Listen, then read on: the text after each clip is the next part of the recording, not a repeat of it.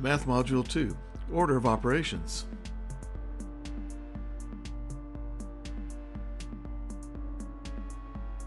Order matters. Well, for example, we take 5 times 4 plus 2. 5 times 4 gives us 20 plus 2. 20 plus 2, our answer is 22. If we look at the formula again, 4 plus 2 times 5 gives us 5 times 6.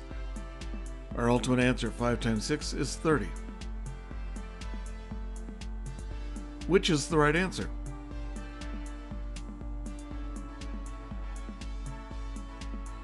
Order of operations works like this. First priority is parentheses or any grouping symbol. Our second priority is exponents. This includes roots. The third priority, multiplication or division. Fourth priority, addition or subtraction. Use this mnemonic to help you remember order of operations. Please excuse my dear Aunt Sally.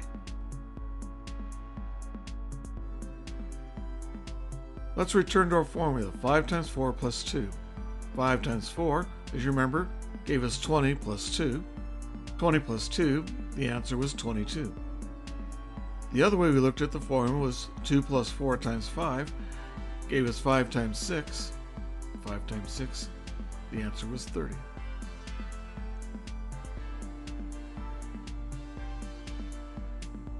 Because of order of operations, we do the math first, then we do the addition.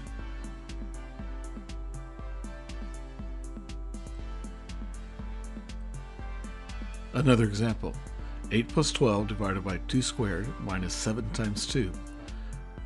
We do the squaring first, so we have 8 plus 12 divided by 4 minus 7 times 2. Then the division, so it becomes 8 plus 3 minus 7 times 2. Then the multiplication, 8 plus 3 minus 14. Then the addition,